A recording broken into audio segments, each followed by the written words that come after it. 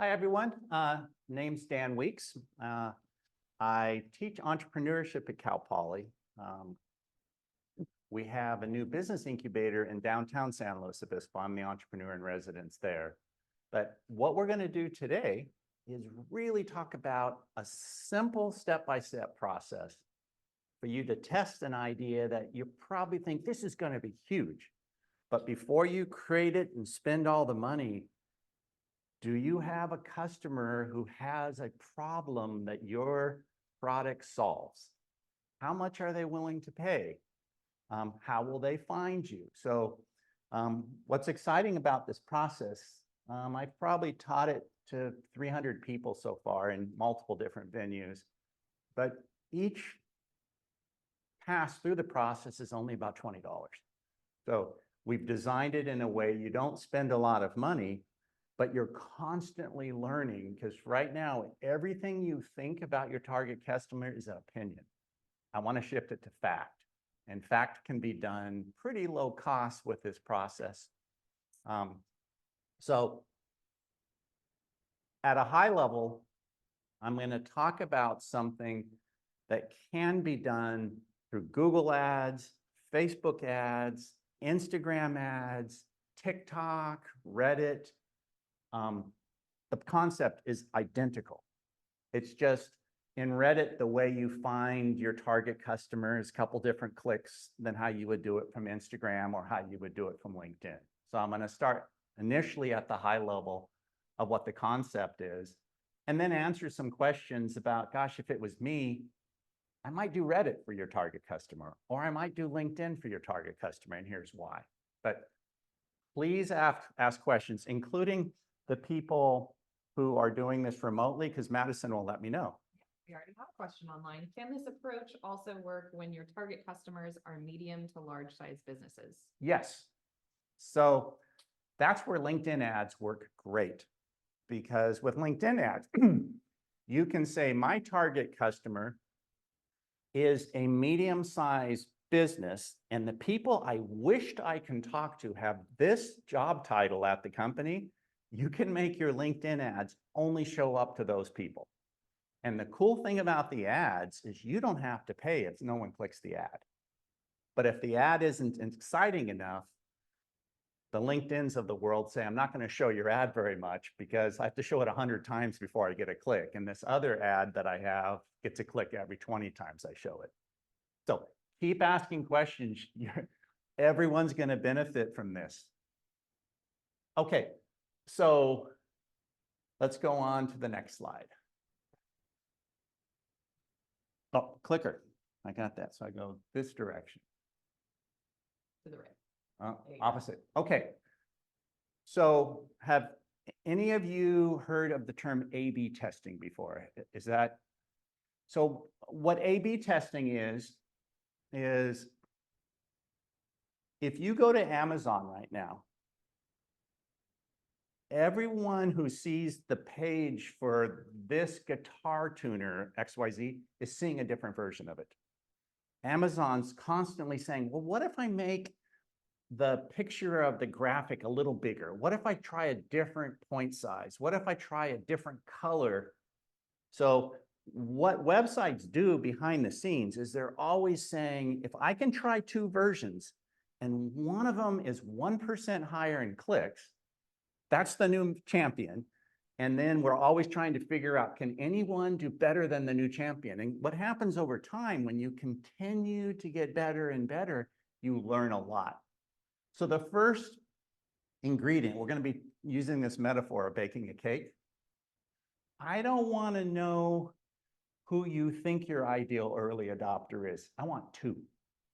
Everything I'm going to teach you, I want two.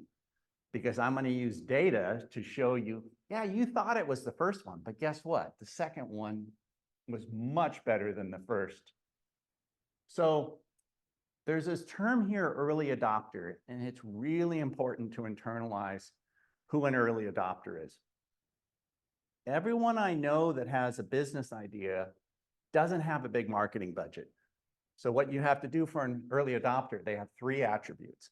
Attribute one, they have a problem. Attribute two, They know they have a problem. And attribute 3 is the key. And they're actively seeking a solution for the problem. The reason this is so important, if they have a problem, know they have a problem, and are actively seeking a solution, when they see the graphic of your ad, they go, oh my gosh, where have you been? As opposed to, I hate ads. Did you see how different it is? So your early adopters are going to be those people that you guess are going to be most interested in what you have.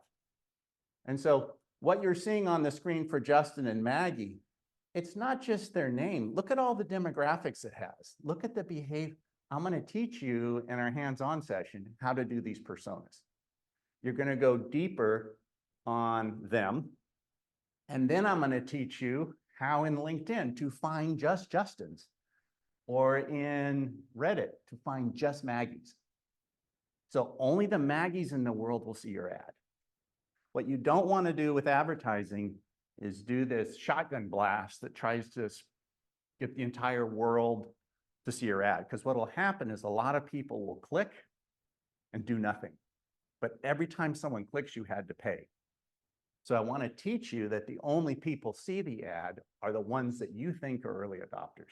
Does that make sense? So that's step 1, ingredient 1. Ingredient 2. The ingredient 1 is you have 2 assumptions on who would love your product. Next point. What are your best guesses on the problem? What is the pain point? And it's always 2.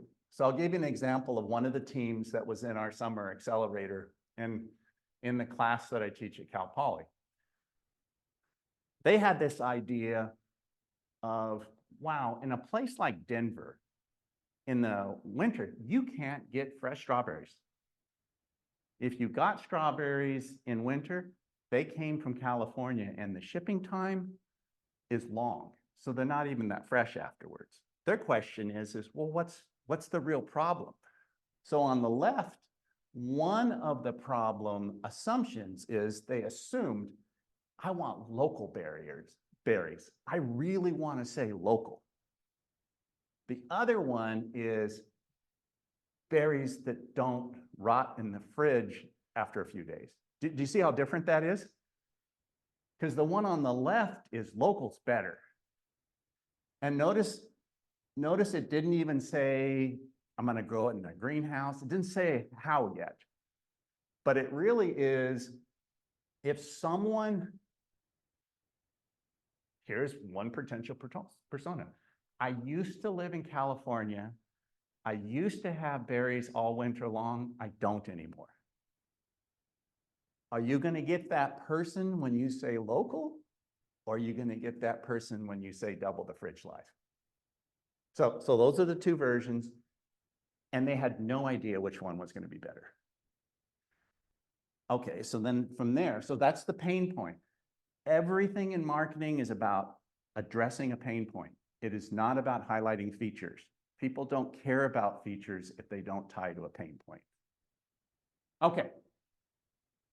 So you have 2 ideas of who your customer can be. You have 2 ideas of what their specific pain point is. And now here's the hard part. What are you going to do about it? What is your pain reliever? And you have to do it in what's called the lead page or a squeeze page. It's a single page website. Have you seen these single page websites that you scroll down and they keep having the red button that you click to give your email? And it only has a single purpose. Get this person to give me enough information I can follow up with them. You can't do anything with a website visitor unless you know who they are. So let me go back to that example. So here's 2 versions of the single page website. On the left, revolutionize sustainable growing. Then they mention hydroponic, more berries, less water, good for the environment. That's the one on the left. The one on the right is grown a few miles away, local people last longer. So from that, then it gets interesting. I'm an engineer by training, and what I really want to do is start looking at a matrix of your choices. So if I go, does this have a laser in it The red one. at the top? Yeah. This one. Oh, this one. Oh, it does work, but that's doing it wrong. It's okay. So I'm tall enough. For that first persona, you're trying both versions of your pain point and then both versions of your pain reliever. What I do when I tell people, starting initially, is just make pain reliever A and B the same every time. Just make pain point A and B the same every time until you start learning. Because the first time you do through it, you might realize, oh, persona A, 5 times more likely that they'll click either of my ads. You don't know yet. So what you really want to do initially is just start learning. Is there a big difference between persona A and B? For persona A, is there one of these 2 pain point ads? Remember what? Locally grown or doesn't rot in the fridge quickly, that they resonate with? And does persona B have similar click behaviors to persona A? All this you're guessing right now. But when you run this, you're going to start realizing, now I've got some data. Now my second rev is going to be a completely different version of the one version of the pain point or the pain reliever ad that was totally irrelevant. What we've learned when we run these, if you do a good targeting of the persona and the pain point, you can get the clicks to the ad, but they won't give you their email address unless they're convinced you have something much better than what they already have access to. And so this is where you're going to spend your time. And this is where you're going to get calibrated that this isn't a build it and they will come kind of thing. You really, like for the book that you're working on, you're going to learn through this. I have to use these 3 words or they won't give me an email. You just have to learn how to speak to that persona that they said, wow, I told you that I'm actively searching for a solution. This might be it. That's what you're doing. It's a courtship. But what you're doing is your courtship is very specific, tied to personas you're guessing right now are your target customers. You're guessing which pain points they care the most about. Also on the pain points, if I go backwards, another thing I've learned, you see ads all the time. You got to get really good at what your graphic is. They're not going to read a lot of the words. So when you think about, for jewelry, for example, you have to really think, what image with just a couple words would get it for them? And you can try it, because what you can try is half the people saw this image and half the people saw this image. Which one did they click more? And was it same for the 2 personas? So you're just going to do a spreadsheet to keep track on this. But what typically happens is each click that you get charged for is only going to be like $1, $1.50. So that's why I said for 20 bucks, you might realize, well, I don't have a huge amount of data, but I see a huge signal difference between persona 1 and persona 2. So the second time you do it, whatever one did great, that's the champion. You need a new version of a new persona because your alternative was horrible. Always try to dethrone the one that's working best. Yes. Question online. Don asked if, he said, I'm wondering, are there experts a small business can hire at a reasonable rate to do this with or for them? Yes. Yes. So what I think works great for consultants like that is a website called Upwork. Upwork is almost any kind of outsourcing you can do. When you go to Upwork, you can actually find people who do A/B testing, and it's like Yelp, it'll have their scores. It'll say, this person has done it 300 times, their average cost is $100, and their average score is 4.9. I've used Upwork a lot. The problem, if you just find someone local, you have no idea how good they are and how many times they've done it. But what's interesting did you say it was Dawn? Mhm. Dawn, email me. I have lots of Cal Poly senior project students who are experts on this, who've done it in my class over the last 3 years that are already vetted, but I can help you with that. But I think if you're a small business owner, you want someone to help you the first time, and after that, you need to do it yourself. Founders have to be tight with what their customers think. You don't want to pay someone else until someone teaches you. Does that make sense why I say that? Any other questions from the online group? Okay, so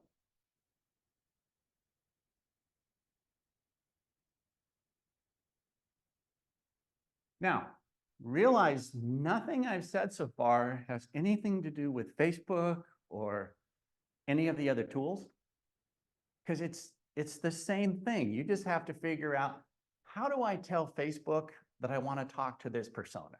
How do I tell Reddit? You can in every single one of them. But until you know your persona, until you know what your ad needs to look like, until you think about your landing page, don't even care about where it's going to show up yet. Because another one of your ABs could be, I did it, and I've done that myself. We did it on Reddit and we did on Instagram for something tied to tech boot camps. Our results were almost identical. And we didn't know, but then I can really say, boy, Reddit was great because I could really go deeper if I wanted to. But until I did that experiment, it was opinion.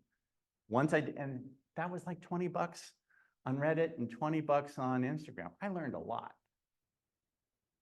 Okay, so I'm going to go, the rest of my presentation is going to go on the tools. Any questions about what I'm saying? Does it surprise you what I'm saying, the process? I want it to be a methodical engineering process and not smoke and mirrors, which marketing often is. Okay, Facebook. So when you see Facebook, just say Facebook/Instagram. All the tools you do to do a Facebook ad, there's a little checkbox. Do you want this to be Facebook or just Instagram or both? And the default will be both because they get more money out of you. The other thing that I've learned, do both. Sometimes you're really surprised that you think, oh, this is going to be Instagram. And then when you do both, you go, there I go again. I had assumptions and I was wrong. So what you do when you think Meta, this is older, it says Facebook, but when you think Meta, think about you're going to where they are and you don't know if they're ready to purchase yet. When I show you Google ads, they're different. In Google ads, your ad is at the moment of truth. They just did a search term tied to a book on XYZ or exactly your type of jewelry. That's really hard to do, and Google will get a lot of money out of you. That's why I didn't lead with that. But with Facebook or Instagram, you can do things like behaviors, location, demographic, interests, lookalike. Say, I want to get people similar to the ones who would go to this Facebook page. It's crazy. That's how they make so much money, because they have all this data about people and they make it easy for you to spend a lot of money on them. So that was the high level. I'm going to go deeper. On Google Ads, the difference is it's at the moment of truth. if instead of saying, with Instagram, I'm going to focus on websites that people who love the kind of jewelry I'm going to sell would already be going to that website. That's what you would do with Instagram or Facebook. With Google Ads, you would figure out, and there's tools that I'll show you how to do this. What would they be searching in Google to find your company? And then once they do that, you have to pay Google on an auction for your ad to show up right next to this. And so that's sweet because you got them at the purchase intent time. And you'll pay more if their search term implies an immediate need to buy as opposed to I'm in the researching stage. And literally Google's smart enough, if it's researching stage, you'll pay a lot less. On the Google Ads, what I've learned here is often if you're more in a niche, there won't be enough searches in Google happening to get who you want. I'll give you an example. One of the teams I worked with had this great idea for a scooter for little kids that was going to be the safest scooter ever. And I said, well, who's your target persona? And they started saying, well, I think it's someone who lives in this portion of Orange County, has kids this age, makes this amount of money, has a Volvo car. And they said, well, you can't find those people, can you? And I go, yeah, let me show you. I can find all those people. All those are just parameters that you tell Facebook. And then only those people saw the ad. That's how crazy it is. But we're going to be doing a hands-on lab at the end that I'm going to have you go deep. Who are your two personas? What is your landing page? And I'll go more into that. But that's what's going to make it tangible for you. You're going to leave the session with your initial first pass on two personas and two landing pages. Okay. So Google, I would stay away from because it's complicated, and if you don't know what you're doing, you're just going to say, I spent a lot of money and I don't know what happened. Yes? How do you find out whether your target audience is showing up at particular media and which medium will be the best place to start? These are good questions. So if you do something like I'm going to show you, well, on the screen right now, I'm doing it in LinkedIn. If you set up your criteria with the personas and look how many choices you can do to make it, LinkedIn's going to tell you for that. And you tell it, I want to be just San Luis Obispo County. It'll say 3. There's only 3 people I can advertise to. And then you say, well, what about all of California? And then they'll say 350. And then you start changing your criteria. And all of a sudden you get a large number. What you really want to do is you want to get to the point that it's in the thousands that will see it and not in the tens. And you don't want hundreds of thousands, which means you're not targeted enough. Because what will happen is if you really want to use this well, you want to say, I ran an ad today. It cost me 30 bucks. Look what I learned. And tomorrow I'm going to do another one. Because there's enough people who will see the ads that you can continue to learn. Also, don't assume your customers have to be close by. So many San Luis Obispo County people think their market is here. Your biggest market might be in Alabama. It might be in another country. All those things you could do. But do they answer the question from the person who's online is, the tool will tell you how many people they think they have to show the ad based on the parameters you set up. And what I was saying is, don't pick something when the number isn't at least the tens of thousands, and don't pick something that's millions. Okay, so let me do LinkedIn first. I say LinkedIn ads for B2B. B2B means business to business. If for your jewelry business, If you really want to focus on jewelry store owners, this is great. Because you literally, so here's what's fun with LinkedIn.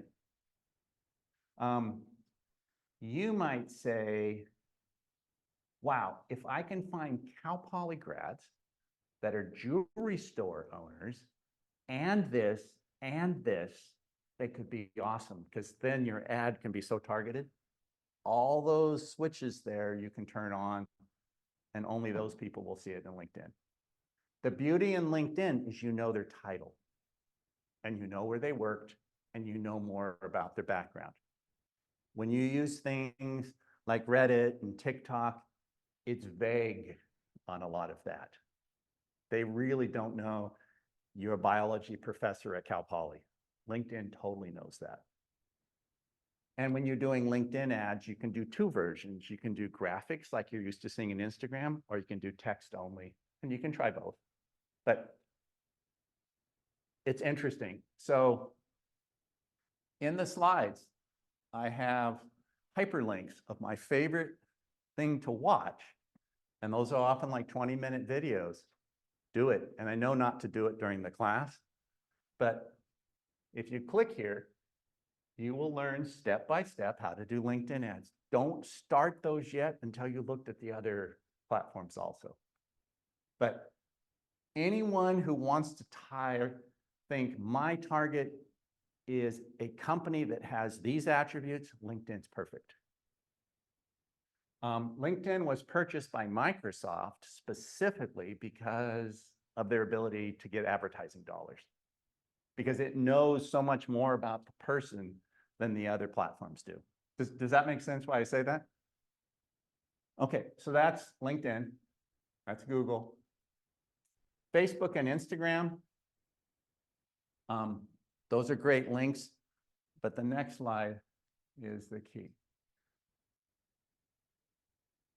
Everything on this slide is what you can target an Instagram or a Facebook ad to. Let me just give you some examples. You can say, I want people who are into fashion accessories and have pets and like baseball and like to travel and are single, make this amount of money. Just start going down the list. And so for the book, what I would recommend is, what does your gut tell you are the two best personas? And then just hope you're shocked at what you learn from running the ad. I always say, you want to be shocked at what one, because that means you're learning. What you don't want is neither of them had any clicks, because getting clicks on the ad should be the easy part. The hard part is getting the email at the end. But it's crazy how much they have.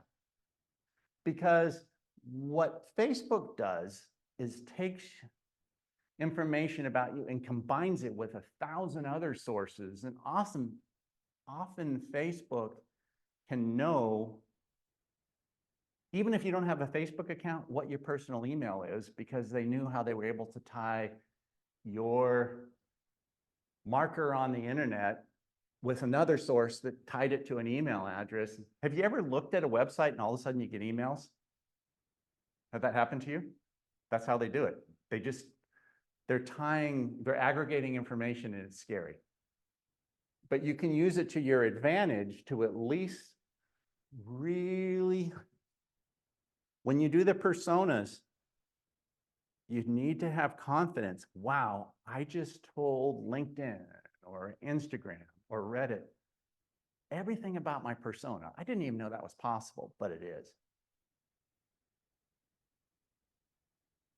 Okay, Google Ads. What's cool if you do that SpyFu account? If you're creating a website for your company, whether it's jewelry or your book, SpyFu will let you say, if I did a Google search tied to the one you thought your company would want, it'll tell you how many searches per month are done for that. Who's doing ads tied to that term? Where are they located? how many people are coming from Europe tied to it. So what these tools do here is reversed in everything in terms of if you want a website that attracts your ideal customer, what words should I be emphasizing on my website so Google starts sending me traffic? Because from here, let's assume you had pink glowing jewelry. I'll just make something up like that. You type that term in SpyFu, and it'll say, well, that's only 50 searches a month. But there's this other one that's totally similar that has 10,000 searches a month. And if you want to do an ad tied to that, Google will charge you $3 a click. But it's pretty cool, but it's pretty nerdy. But it is nice when you start doing your website to be thinking about, once you know your persona, how can your persona for free, meaning it's showing up in the free search, find your website? This is how, because it lets you go backwards to see who's nailing it now. And then you go to their website and you go, well, I got to do more like them. I didn't even know they were my competition. When I teach at Cal Poly, the best way to see your competition is what are your keywords and who's Google sending people for it? That's your competition. Because lots of people don't want to click ads in Google. They want the ones that were earned. But it's super hard to figure out who those are. The other thing that's really interesting, if I did the pink glowing jewelry idea, for the companies who are spending the most on ads, what picture did they use? What words did they use? And you can find all that. So for the books, who's spending ad money right now toward a book like yours? What's the image? What's the words? And then just leverage. The other thing that's cool is it'll actually show you over months, did they change anything? And if they didn't, it works. If they're constantly changing it, it means it's not working yet. But if you see for 5 months straight, they haven't changed anything and they're spending lots of money, that's what you want to copy. Because they haven't changed it, yes. Dawn, another question. How does this digital approach apply to service offerings as well as products? For example, might this process be effective in selling something like packages of professional services to businesses to boost employee engagement in taking climate actions? I've thought that word of mouth is superior, but I'm wondering if this digital approach could be effective, complementary, and or maybe even superior. Excellent question. So word of mouth is great. But wouldn't it be nice to have 5 influencers start talking with you and get to know you? You can do these ads such that, like for example, we had a team in our senior project that was doing something for wildfire detection. It actually attached to the power lines in the mountains and knew there was a lightning strike. It also knew if the winds were high. They had a real hard time getting PG&E to talk with them. So we used this process, and guess what they learned? The consultants to the power companies are the ones you want to talk with, because they knew small little places in Montana would be interesting. PG&E's too big. But the same idea is, has a problem, knows they have a problem, and is actively seeking a solution. That's a service business. That can be a product business. Everything about this is just solving someone's problem and then testing how you're wording your solution. But I think I've seen it used for services. I've seen it used for products. And if nothing else, you'll just learn a lot about what type of influencer will actually, like for your book, what type of person has 10 times the likelihood to click the ad for the book, even though they might not buy the book themselves, but could be a huge leverage point. So what I would do for the book, I would look for bloggers who talk about similar things and then do the ads and see what the bloggers would interesting to click on, because now you figure out you're helping the blogger because they clicked on your ad because they wanted to learn more. If you just cold contact everyone, it's really frustrating because you'll get like 1%. The beauty in this is you only contact the people who raise their hand with like permission marketing to say, can you tell me more? And you can do it at scale. Can you ask Don if that was helpful?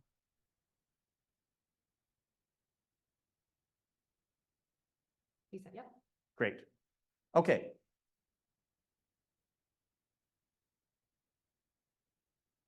So this is a really good example on doing the LinkedIn B2B. So for TikTok, it's the same deal. You just watch a video, and within TikTok, it'll be their version of that crazy LinkedIn choices I showed you, or the crazy Instagram choices. It's the same. And it's the same if you do Reddit. It's no different. But don't start with where you're going to spend your ad money. Start with what in the heck are you going to say?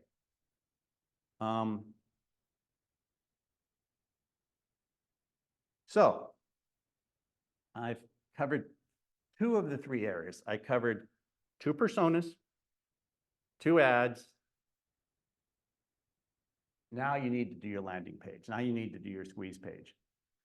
What I like as a platform, you can do it multiple ways. You can just do it with something like Wix or Squarespace to do a generic website.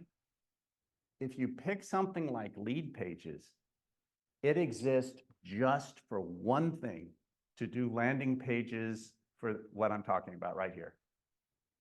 It's like $45 a month, but you can run your ads within it.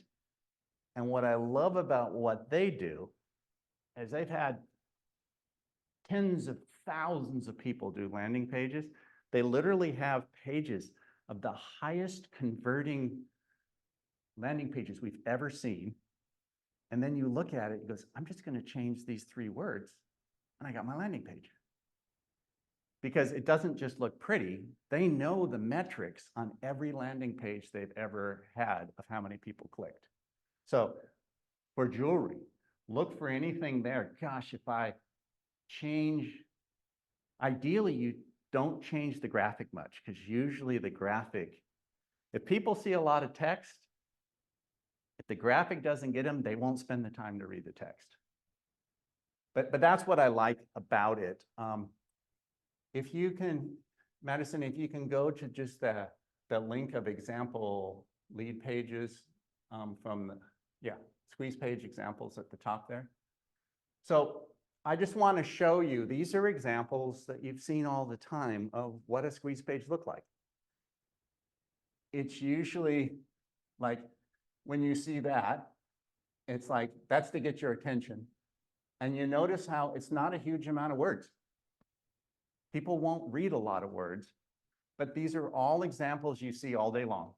And the whole idea is some kind of image, big text, small text, and a red button. What we've learned through the senior project class is often, before you scroll, that's called above the fold on a website. What you have is you'll say more information. And then what you can do is then you add more. And then there's another call to action. You can track in lead pages. Did they hit the button on the first page or the second page or the third page? And it's super great for learning, because it's like, if you find 90% of the time it's the third page, well, what's on that third page? How do I get that up to the first page? It's learning. You're doing like CSI. You're just learning. Okay, you can go back to the slides then. Does that help just to see what these things are? Okay, next page, that's me.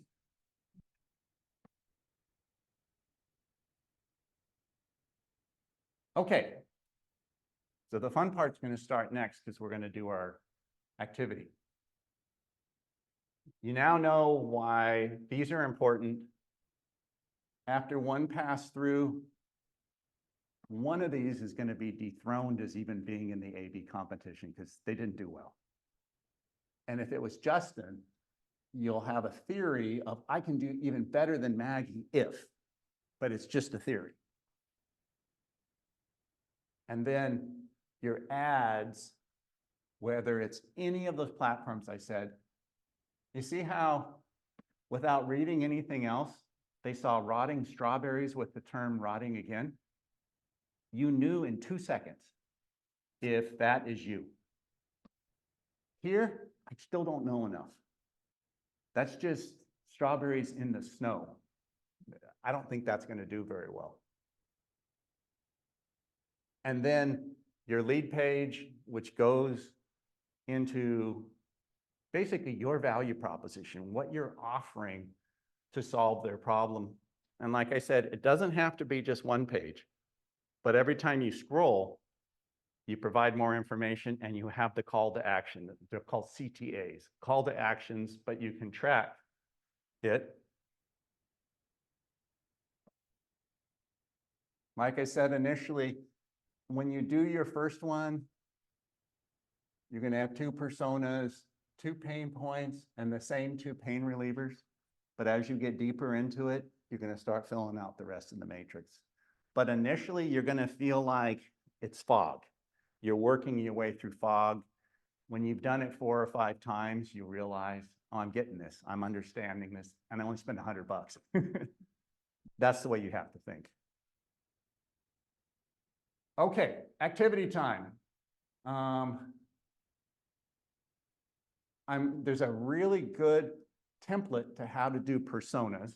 And what I'm going to have you do is I'll give you a paper and I'm going to have you actually just do persona templates for your 2 businesses right now. For anyone who's online, Madison at the end is going to provide my contact information, and I'll have a separate session from you after the class to do it with you. Because this is fun for me to mentor people on this. You can tell I'm passionate about it. The way I learned about this, I was 25 years with HP in engineering. I started a company tied to retirement plan analytics. I started the company because HP at the time used to have a pension where they'd fund your retirement, and all of a sudden that went away and you had to use a 401k, and no one that I knew how to be smart with it. So I started a company that just gave you almost like a FICO score. How good is your 401k? If you moved from Qualcomm to Google, how many years could you retire sooner just because of it? So we worked hard to get on the press a lot because my co-founders were aggressive. We got 500,000 visitors to our website every month without doing any marketing, any paid advertising. So I learned a lot about how marketing works. What's happened since then, because that was like 2008, Google has made it harder and harder and harder to rank high without paying them. They know that. So really what I've learned, if you want traction quicker, you have to do paid ads. That's just the way the game's played. In parallel for your website, you want to do the smart things that 9 months later, maybe half your visits are coming from outpaid. But it'll take a long time. And if you pay someone to do your search engine optimization, you're going to be frustrated because you don't know if it's working. So that's why I always start with paid. So first we're going to do the personas. And I'll work with you on that because that's the easier. And then like 15 minutes later, then we'll go to the landing page. But if you go to the PDF and open it, I'll just walk through it. So here's good, I can change it now. Maybe. Yep, so if you click that next one. I mentioned what a persona is. Let's go down to slide 3, because that's the easy one. Actually, slide 4, sorry. And then scroll up. So what you're going to be doing, the other way, I'm sorry, is for each of the personas, see the quote? When you do the quote, it's like, oh, in one sentence, I kind of get this person. And then some demographics. You won't have that long of a list, but a quote, demographics, and that's what you're going to fill in. Their demographics, the quote, their needs. But you know, right now, I'm not going to let you do 1. You're going to do 2. And that's what I'll just sit down and talk with you guys about. And like I said, once I feel both of you have a good first pass, then we'll go over to the landing page. Because the cool thing is, this is where you're going to start anyway, but when you show your ad, there has to be a destination the click goes to. And I don't think you want it to be your website. I think you want it to be something that says, well, who are you? I want to get your email address so I can talk with you. Make sense? So for people online now, you can do this exact same process on the personas. And then when I meet with you after the class, we'll go into more detail on it. And then I'll talk more with the teams here. And if anyone has a question online, I can answer it also. But I would just read the user persona template for digital natives if you're online. And for the rest, I'll just help you with it right now. And I got the papers and stuff to help you.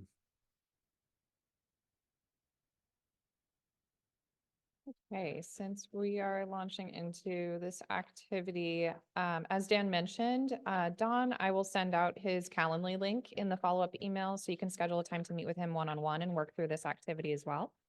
But just to wrap things up before we dive into that, I have a couple quick slides to share. And of course, thank you, Dan, for leading today's session.